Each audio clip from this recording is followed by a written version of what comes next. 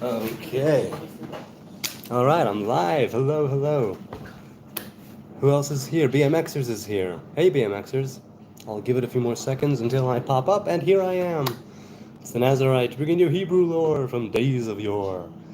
Okay, so today is going to be a bit different. I'm going to be on a timer this time because at 10, in exactly an hour, the Euro Cup begins, and I'm going to watch the finals with my boys. And so that's going to happen, God willing.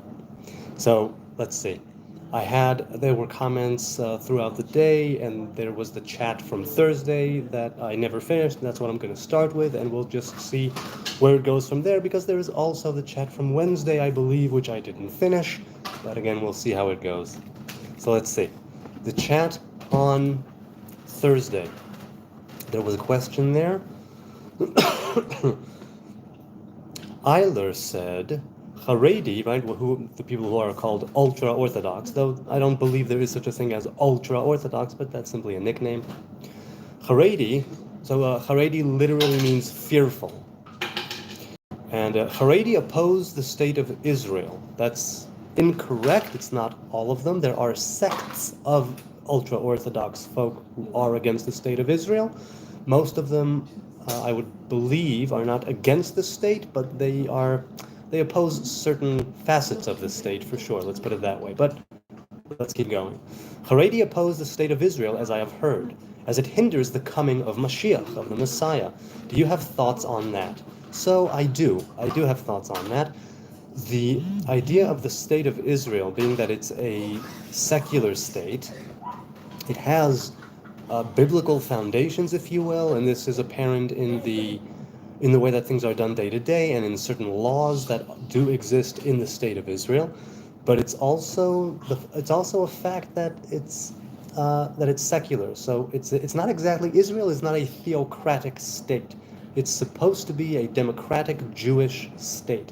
Now, there's an issue here, because according to Torah and according to let's say the laws of the king, when the king does reign, it's not technically possible, I think, to have a king and a democracy, right? Because that's exactly, it doesn't always contradict, but there are contradictions there.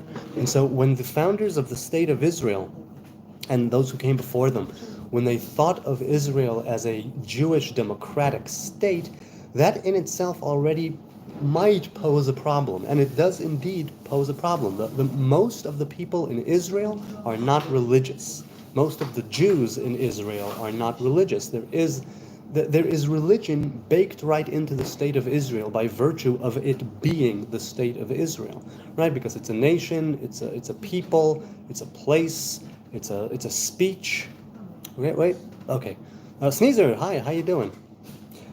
A king could have a democratic council, he says. Yes, this is correct. And there were people, right? And we had the high court and we had prophets. So it is and it isn't. Now, as for the state of Israel hindering the coming of Mashiach, this is based, usually, it's based on a midrashic teaching, an external teaching, based on the Song of Songs of Solomon, on Shir HaShirim, where there are 3 oaths in the Song of Songs, right?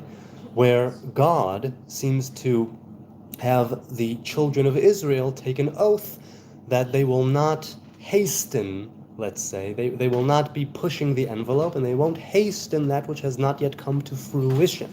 So some people believe that the state of Israel as it is right now, which is the majority is secular. There are, of course, religious elements, but it is a majority of a secular people.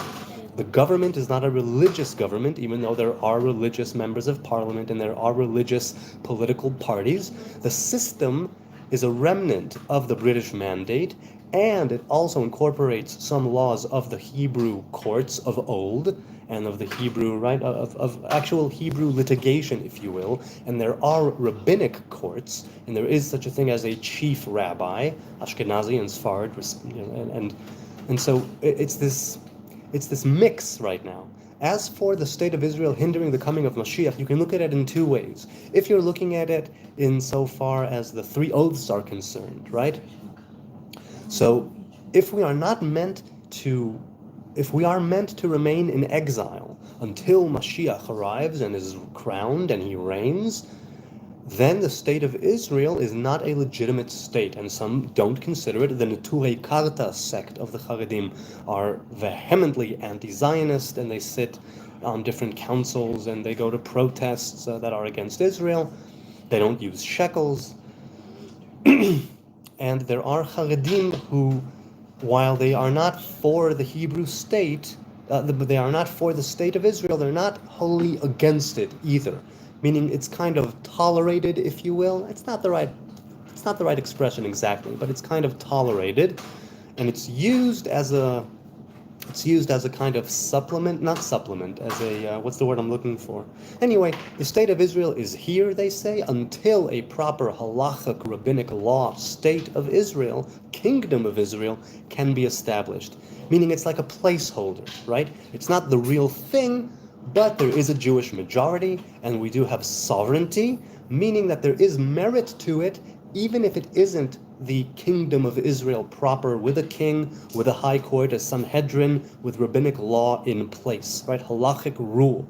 Because right now, we do have religious people, and we do have religious laws, and we do have religious courts to some degree, but the law of the land is from the British Mandate and elements of the Hebrew law. It is not proper Mosaic, Torah, rabbinic law, which is the law of the land. Only in specific cases, and even those are disputed, and you don't have to go through them, and it's a whole thing. It's very much a mix. So my thoughts on that is that the state of Israel, despite all of its faults, and it has plenty of them, the state of Israel, despite all of its, despite everything that might be wrong with it, there is more to it that is right about it than wrong. And there is more positive to it than negative. And there is more merit and advantages to it than lack of those things. So I think that it's not hindering the coming of Mashiach in any way. The Mashiach, right, the anointed one, when he is anointed, when he is crowned, then we will have a kingdom of Israel. And if there are high courts, and if the laying of the hands, the smicha, the proper ancient smicha, is reinstated, then we will have a proper high court, then we will have a proper king. The spirit of prophecy is well underway of making a comeback, if you will, and then we will be able to speak in different terms, because it won't just be you have to remember, the state of Israel was first majorly colonized, and I mean that not in a colonial way, but I mean simply settled, right? And I don't mean in a settler colonialist way either. I mean people returning to the land of their fathers, right? Very plainly.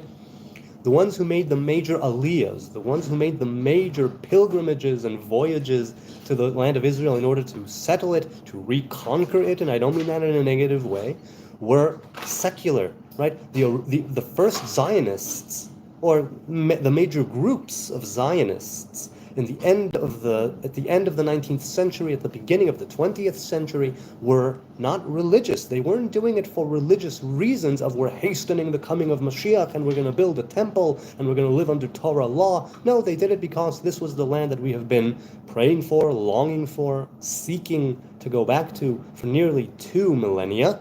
And so we need to do that. Now we have the option, now we have the ability. Let's go and resettle the land of our fathers.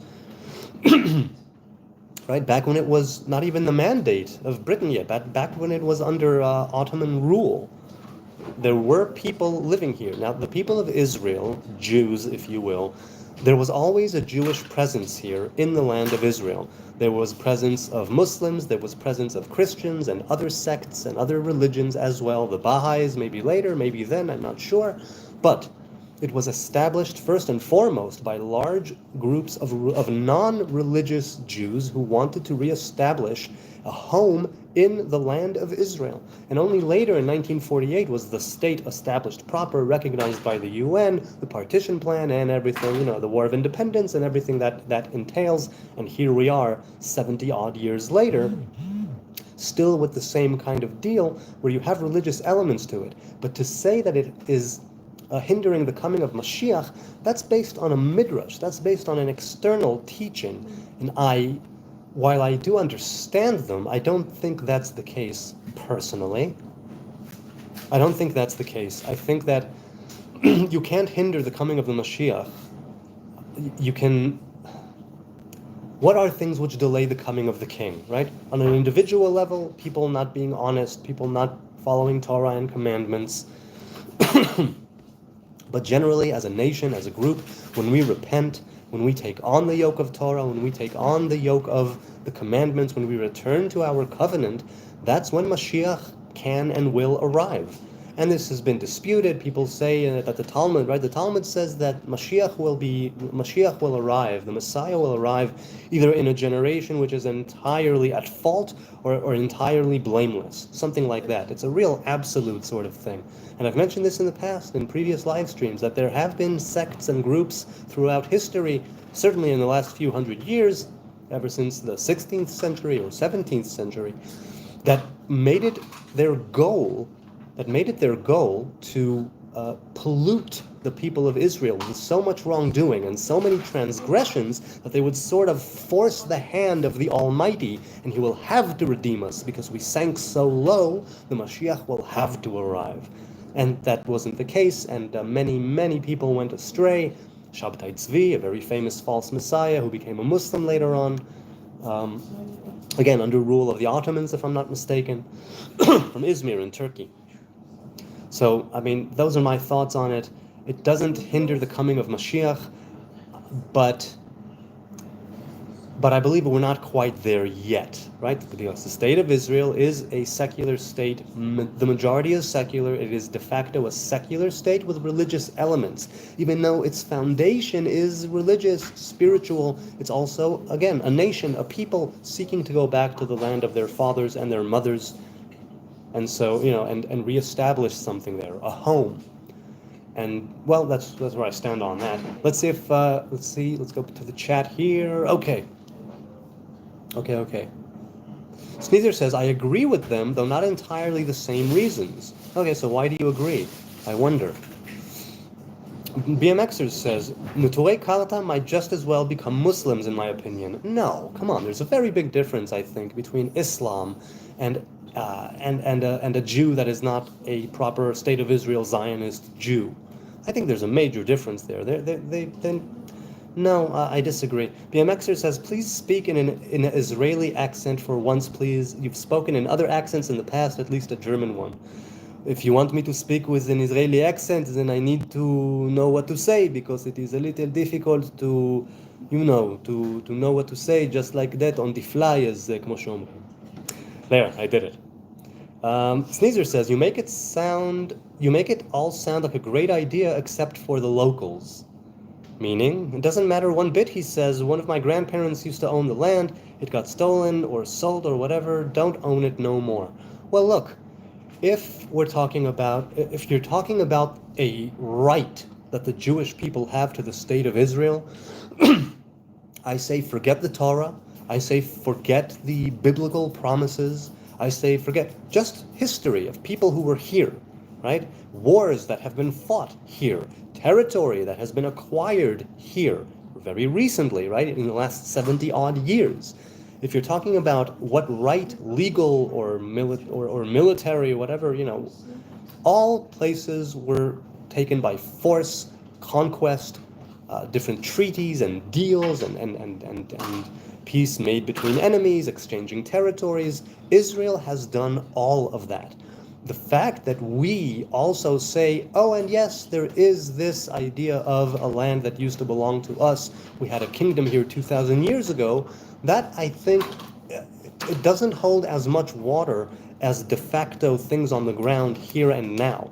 Because you could also claim, if you're going to go, okay, so how far do you go back? Do you go back 1,000 years, 2,000 years, 3,000 years? 10,000 years? How far back do you go? Are all nations now supposed to revert to where they were 2,000 years ago? That's not the way it works.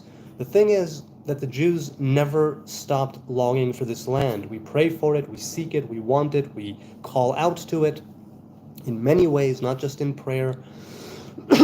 What's going on with the light? Hang on a second. I'm going to try and get this light under control. That may be a little better. Now, look, I'm not... The claim, right, the case for Israel as a modern-day state has been spoken of so many times in the past, and I won't bore you with the history, with the facts, with the names, the people. But even if we look at it simply as the last, let's say, 100 years, Israel has a right, legal and otherwise, to this land. Not only them, the land belongs to God. The land does not belong to any people. Earth belongs to God, creation belongs to God, right? Insofar as this belongs to me now. No, it's under our rule, perhaps. It doesn't belong to us. That's how I see it. Now, that might be a dangerous way to phrase it.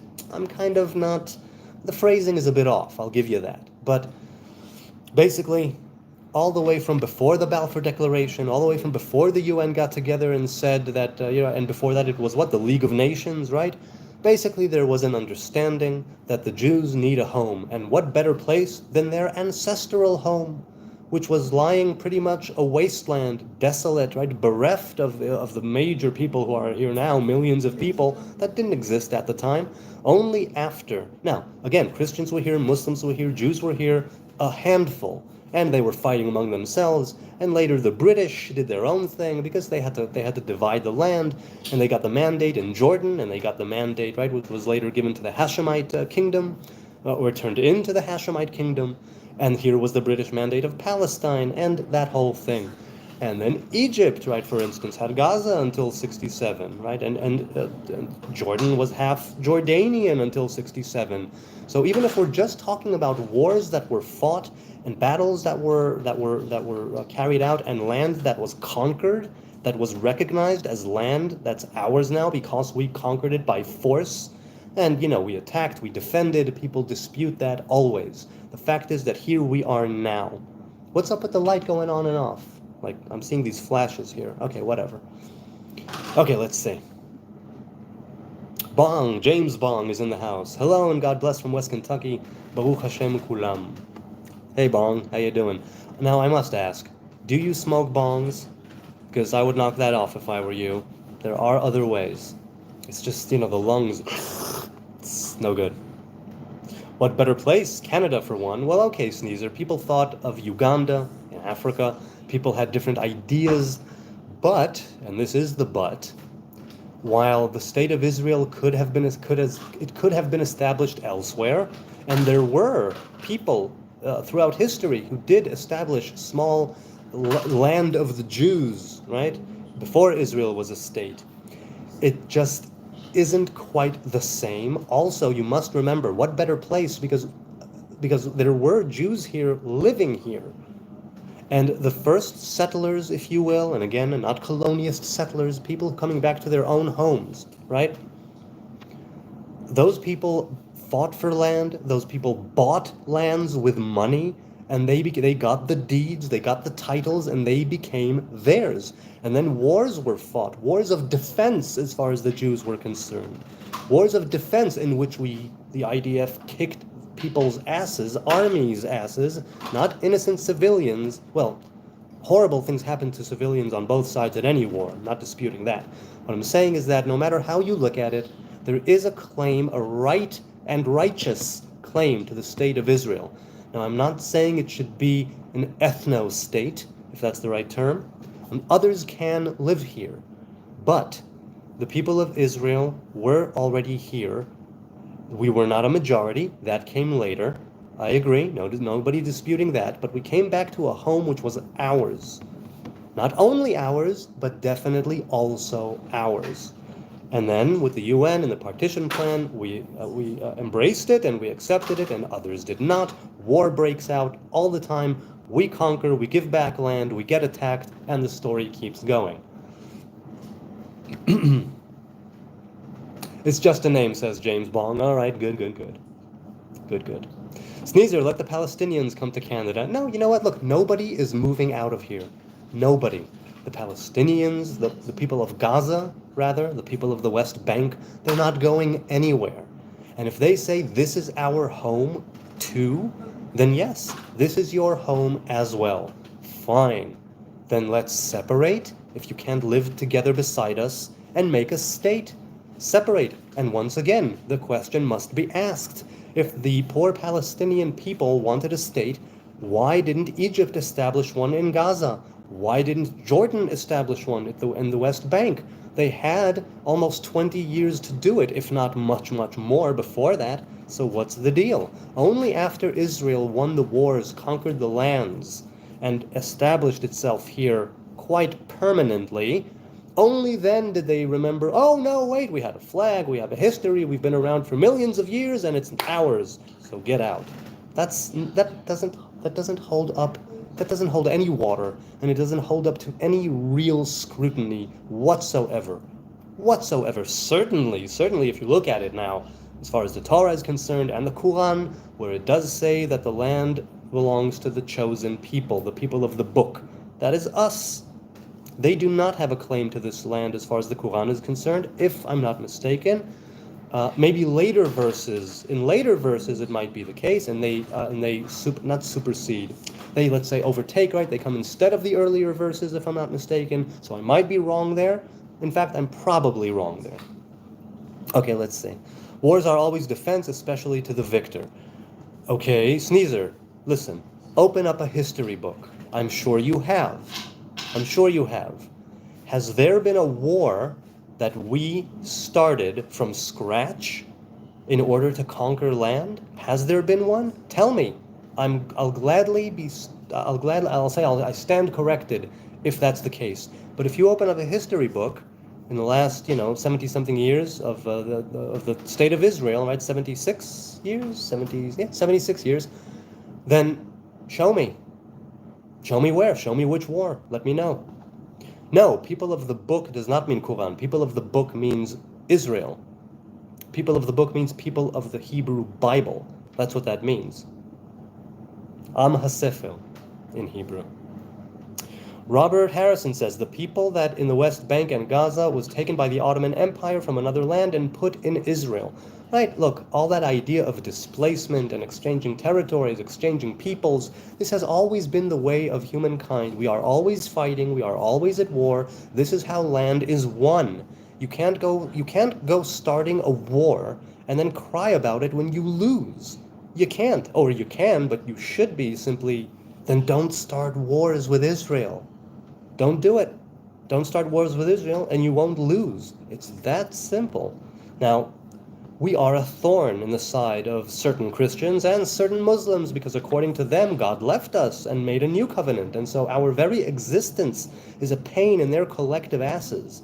It really, really is. Other than a few sects, let's say, of Christians or Muslims who, no, we're supposed to still be here and it's a sign of the coming of the end of days and all that. But most, I think, of Christians and most Muslims, they don't like it that we're around here still, and they certainly don't like it that the people of Israel have retaken their ancestral land.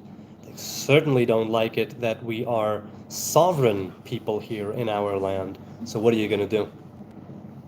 So, BMXer says to Sneezer, there's always been Jews in the land, and the physical land always existed. Agreed.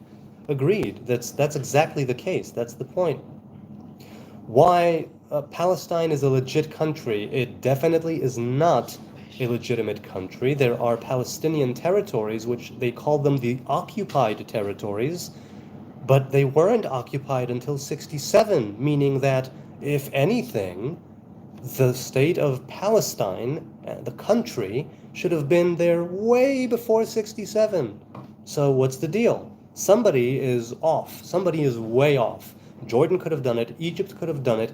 People could have done it way before the 19th century. The Ottomans could have done it. They didn't. And that's because there was no such people. There was no such country. There was a land which the Romans called the Palestinian Assyrian province, right? Provincia Syria Palestina. And then the British mandate of Palestine. But that's that.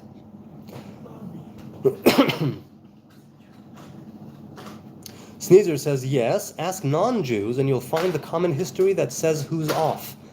Listen, I gotta ask. So according to you, Sneezer,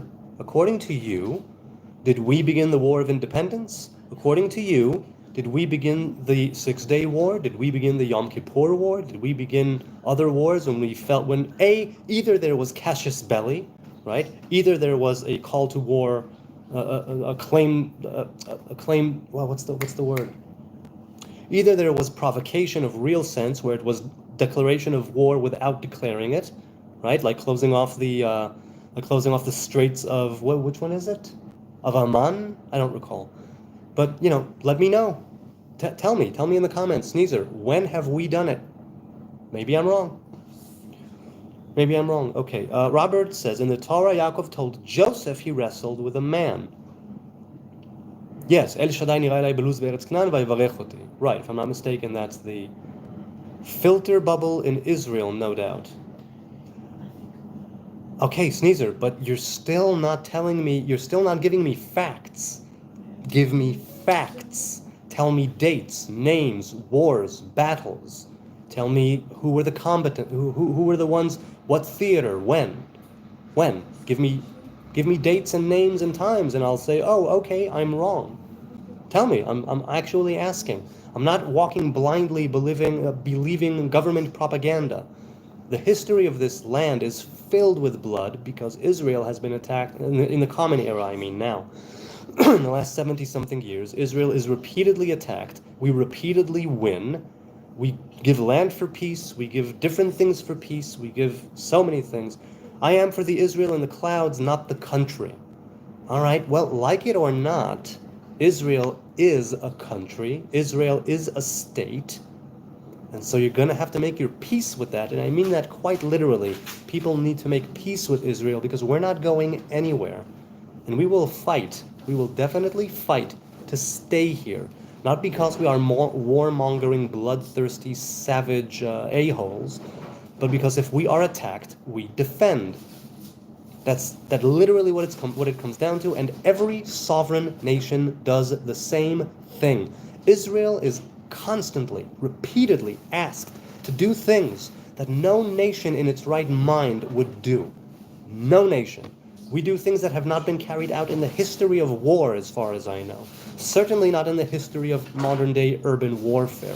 It's ridiculous, because the world has a very, very, very clear double standard when it comes to Jews. Fighting to stay, I have no problem with. That doesn't include expansion. Okay, so you're talking what? About settlements? We can discuss settlements if you want, but that's still only expanding that which was already there. And what was already there cannot be disputed, that we took in wars of self-defense. So now you're just splitting hairs. Important hairs, sure, but definitely splitting hairs if you're talking about expansion through through building with the settlements. So tell me, now you're not arguing the state of Israel, now you're arguing about settling and expanding, right? The settlements.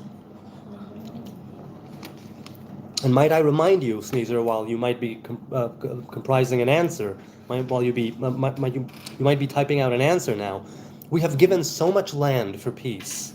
And in some cases, it actually worked out, and we have a lukewarm peace with Jordan, a lukewarm peace with Egypt. We do. I've served at those borders in the IDF. I know. Okay, let's see. As for living in a bubble, I don't doubt that I am living in a kind of bubble, but I also don't doubt that the things that I am saying are true, historically, factually true. And so I can live in a bubble, you can say I live in a bubble, but I also know the facts. I do. There's no arguing with that. If you make the claim that all of the history of the last 76 years is complete horseshit, then we really have nothing to talk about here. Speedrunner. Hey, Speedrunner, good to see you. I support you and Israel, big guy. I got other obligations today, so I can't stay. Just wanted to voice my support. I appreciate that. I do. I appreciate that. I say big because you appear to be 7 feet tall on camera. No, hardly. I am 5'10", I think. I think I'm about 5'10", something like that. 170 centimeters. You can do the math. Abraham was a Hebrew, not a Jew, right? Follower of Judaism or of the kingdom of Yehuda, right? So, right, BMXers is correct. He was a Hebrew and not a Jew because Judah did not exist. Judea existed, but it wasn't called Judea then, right? It was the land of the seven nations, the land of Canaan. So Judea was there geographically, but not in name. And the kingdoms were not there either. The tribes were not there either, right? Abraham is the father of nations. Speedrunner, I hope you have a great day. Oh, I hope he sleeps.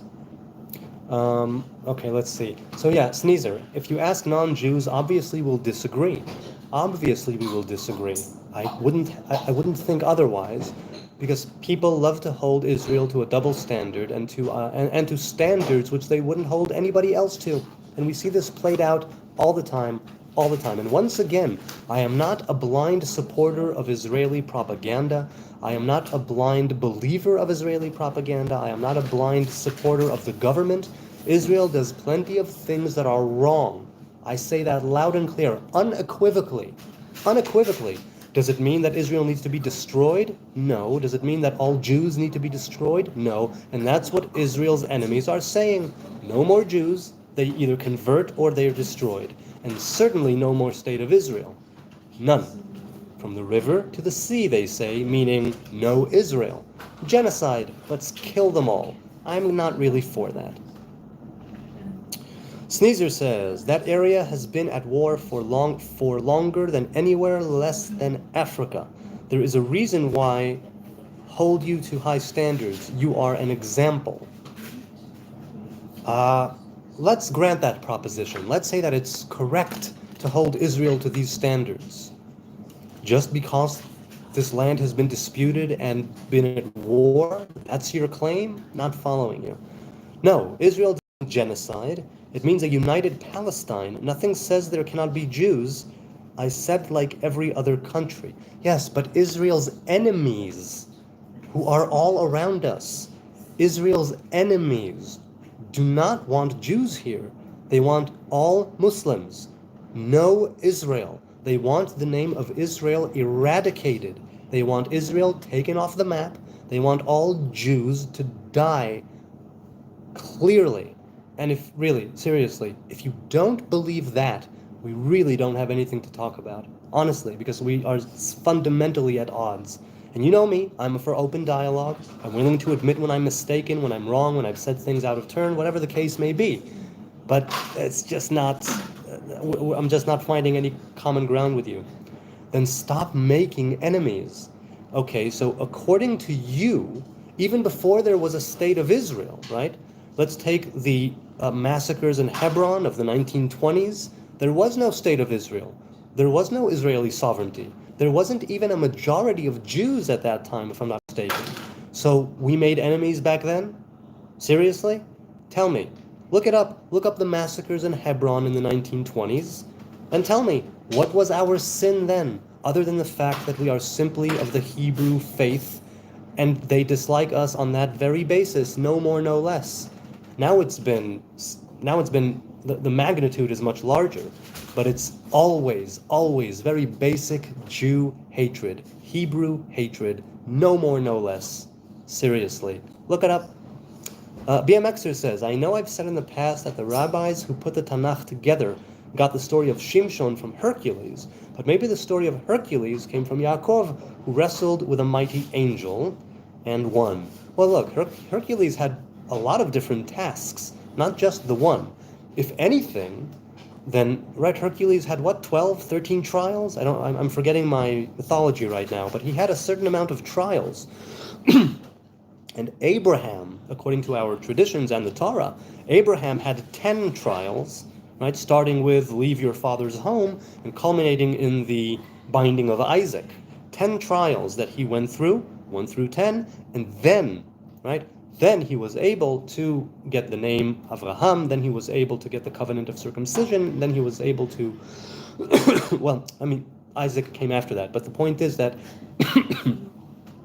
after the 10 trials were done, then Abraham and the covenant were going to stand the test of time, let's say. No reason is like nothing. It can't exist. We will fight to the death for this rock. Okay, then enjoy. That's not what Torah tells you to do, by the way. Okay, so according to you, the Torah tells us to lay down and die? I don't see that in the Torah either. Not in the least. Why why even stay recent? The Torah is full of you making enemies. Okay, Sneezer, what would I tell you? What would you say if I say that you, by virtue of just existing, merely your existence, already makes you an enemy in the eyes of millions, if not billions, of people? Okay, so what are we supposed to do? Simply all commit mass suicide and problem solved? That's not the way things work. Not at all. And that's basically what you're saying. What you're saying is Israel is making enemies by virtue of its very existence. If you think that Israel could have settled in Canada or Uganda and the world would have been fine with it, I think you are mistaken. Maybe I'm wrong. That's not how history played out. But if you're thinking that all we had to do was give up the land and be a free people somewhere else and the world would tolerate it, I think you are very much mistaken, because we didn't have our own land for 2,000 years almost, and we were persecuted and pogromed and slaughtered over and over and over and over again, all the time in this shape-shifting reasoning, this twisted, perverted logic, which comes down to simple Jew hatred. We hate you because you are Hebrew. That's it.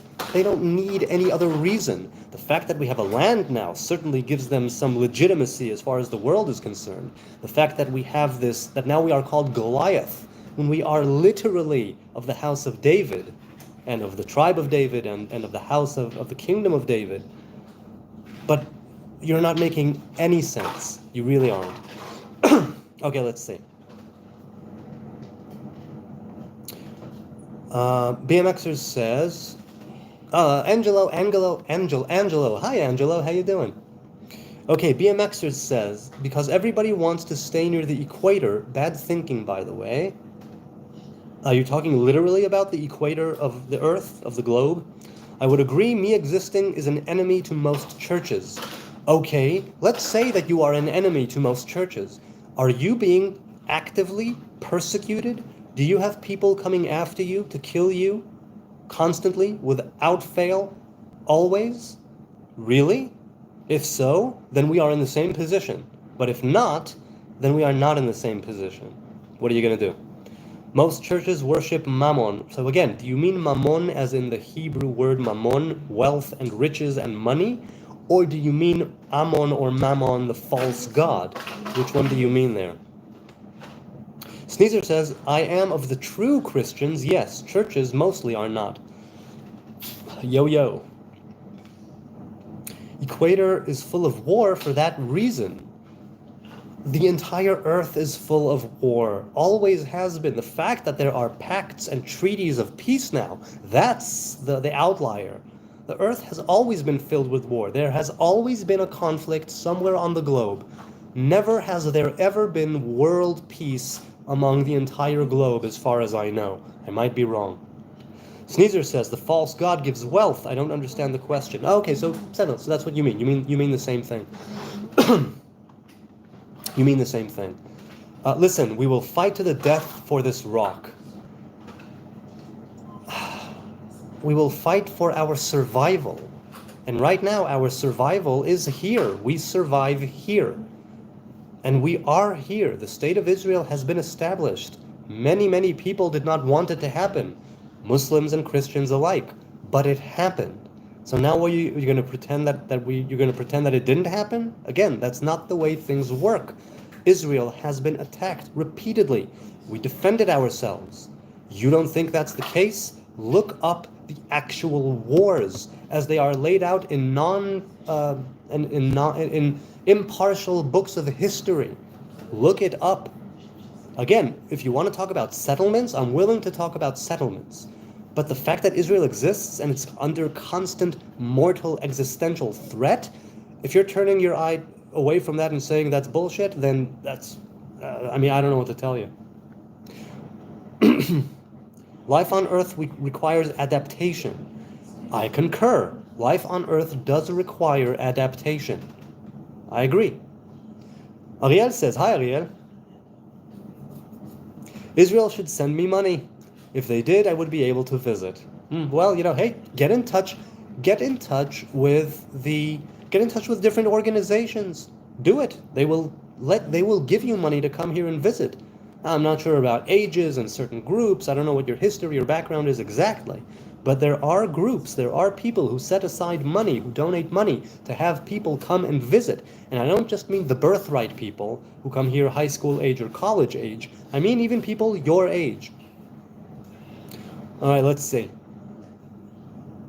BMXer says, wasn't my point. He was super strong, wrestling with a mighty one, and won, and he had long hair like Shimshon. Okay, I hear you. Yes, Jerusalem, right, Jerusalem was burned at 70 of the Common Era by Rome. They burned the temple. That's correct. That was the most recent destruction of Jerusalem, as far as the Hebrews are concerned.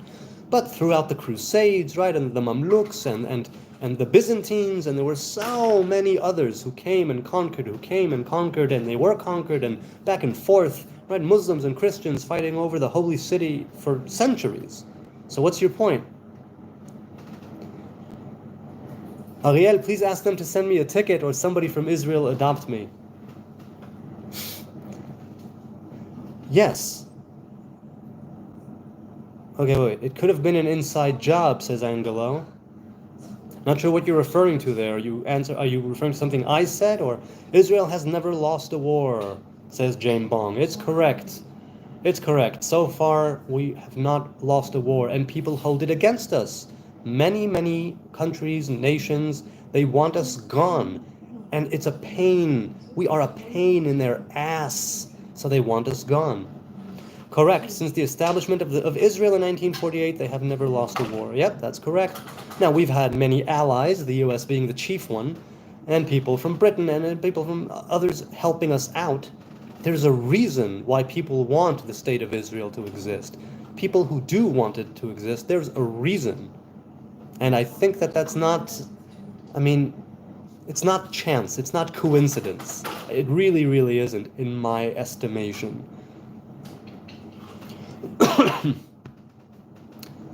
Okay, wait, let's see. Hang on a sec. Sneezer said, that's what Christ came to build, world peace. All right, so now we're getting to the crux of the matter. According to you, if I'm hearing you correctly, because we don't accept the divinity or rule or kingdom of Christ, of the Anointed One, according to you, that is what is hindering world peace, meaning that we are actually hindering world peace by not accepting Christ, which makes us enemies because we are hindering peace. And so if you want to have peace, wipe out Israel and you have peace. That's not going to happen. It's simply not going to happen. That's not the way it works. And let me ask you this. There were many Christian nations. Why did they not come and settle the land? If the land of Israel needs to be held, let's say, by Christians, if Jews need to come here, if Jews here need to become Christians and followers of Christ, then why, for hundreds of years, why, or the Muslims, right? I mean, what's the deal?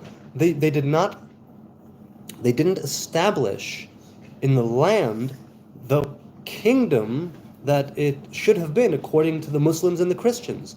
There was rule as part of empires and whatnot, and times when, again, crusades and stuff like that, but the land was not established as a holy land to this or that. I'm not phrasing it properly. It's sort of not coming out the way I want it. Let's continue with the chat. BMXers says, by the way, I started watching the new seasons of Vikings Valhalla today, where they spoke of the Tree of Life in Denmark. It used to be called that on old maps. Okay. Well, I've never heard of it, but is it a good show? Let me know. Sneezer says, actually, Muslims need to hold it to protect the temple area for Christ, but Antichrist comes there first. Okay, so let me ask you this. We conquered the Temple Mount in 1967 and gave the keys a day or two later back to the Jordanian Waqf in order to prevent a World War III, right? So if we are such bloodthirsty, warmongering a-holes, and I'm paraphrasing, Why didn't we keep the Temple Mount? Why didn't we? Why didn't we hold on to it? Why didn't we try to build the temple right then and there? Because that certainly would have ushered in a war. And if all we want is to conquer and expand, stands to reason we should have done that. I mean, it could very well be that had we done that, then the entire Arab world would have come pouring in, and World War III would have broken out. Could be. Maybe that's the reason, probably the reason why the government of Israel gave religious control to the Waqf and security control retained by us. You were told it would prevent World War III. In fact, it's ensured it's ongoing. Crazy Christians says James Bong. You were told it would prevent... So you see these recent... let me ask you, Sneezer, we were attacked, whether you'd like to admit it or not. We were attacked in 1967. We conquered the Temple Mount.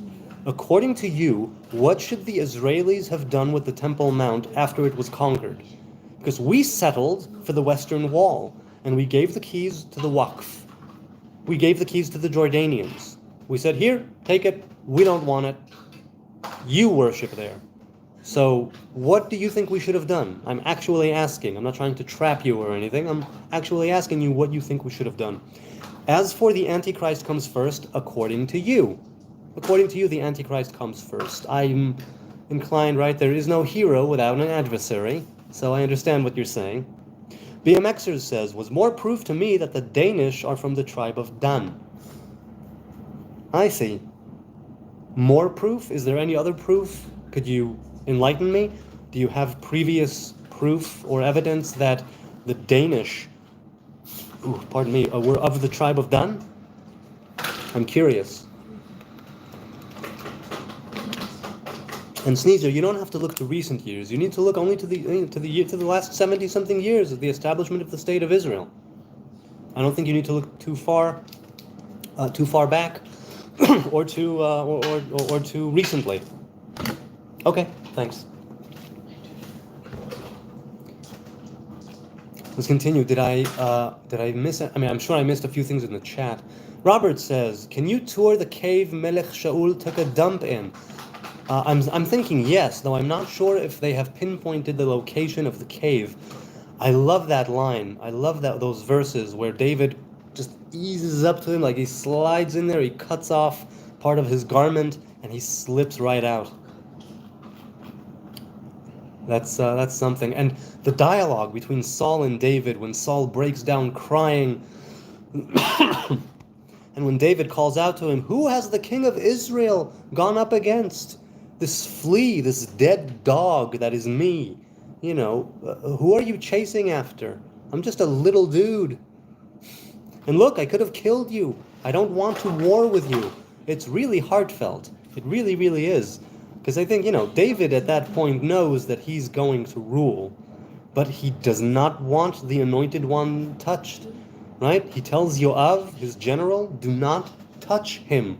Right? At the point when they're all asleep, the king is sleeping, his people all around him, and Yoav says to the king, I will strike him once in his gut. I'll leave him there to bleed. Nobody, just once. I'll hit him once. That's it. David says, no, do not touch him. Do not touch the anointed one of God. Ariel says, got disconnected, so I may have missed some responses. I do not know who to ask, and I am not the best at communication. Diagnosed with Asperger's and 42 now. Very cut off from those that associate with... Well, we'll have to wait for Ariel Marshall to continue. Oh, calling themselves Jewish nowadays. Wait, Ariel, did you speak a question? Did you ask a question already? I'm not sure what you mean. Which responses? Responses to what? Did I miss a question? Oh, okay, I see. Regarding people who will send you money. You just need to Google it. Really, Google organizations that help people visit Israel, organizations that help Jews visit Israel, however you want to phrase it. There are organizations and private individuals, I'm sure, who make it their life's mission to get people to Israel, whether it's for a visit or whether it's to entice them into making aliyah. BMXer says, yes, apparently it will blow your mind, and that kind of did, but I've only gotten to episode 4. Okay, but if you have proof, I'd love it if in the comments, because I need to leave in a few minutes, but in the comments or in the chat, I'd love to know more about how you associate the Danish with the tribe of Dan. I'm curious about that. The tribe of Dan, I think people say they are in the Orient, in the East. I'm not sure. That might be a theory. Well, obviously, it is a theory if it is, but it might be a theory, or maybe I'm mistaking it for a different location. I'd love to get a Jerusalem, to go to Jerusalem, says Angelo. Hey, we'd love to have you here for a visit or to stay if you're a Jew, or if you manage to come here and stay. And it's quite a place. It's quite a place. It's a real mix of of holy and non-holy, of peace and war, of love and death. It's quite a place. I'm very, what's with the cough? I'm very privileged, very honored, very, very just happy to be living here, despite all of the horrors that sometimes happen here, despite all of the clashes of nations and cultures and people. It's such a privilege and such an honor to share, to call Jerusalem my home. Sneezer says, Israel refuses to submit to God now for over 3,000 years, though is getting intolerable. We must keep trying to direct you to the unconditional love that is God. Okay, let's say that's the case.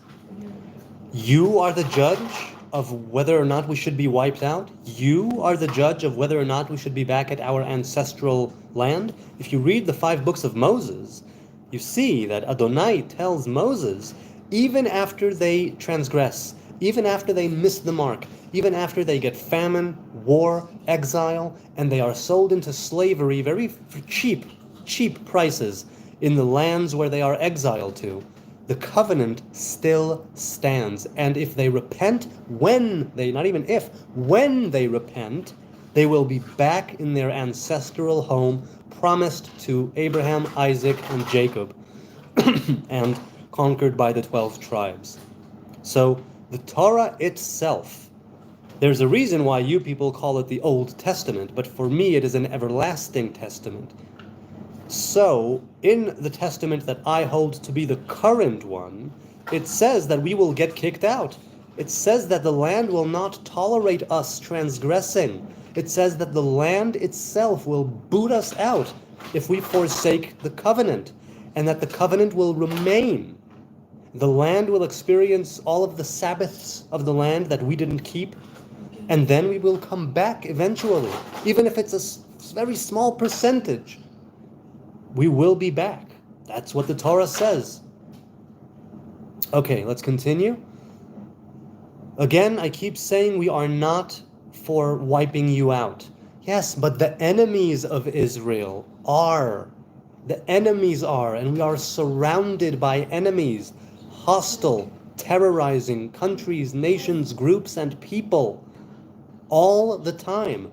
Israel is attacked all the time, as individuals, as a nation, as an army, as a country. We are attacked all over the world.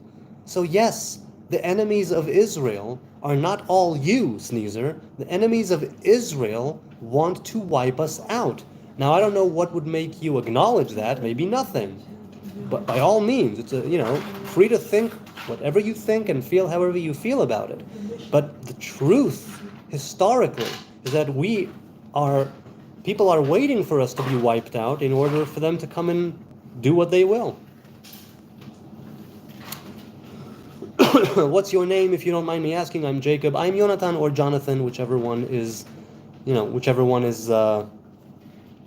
comfortable with. Sneezer says, people generally don't want to wipe out people that love them, only people that threaten them. No, man, this is not about love.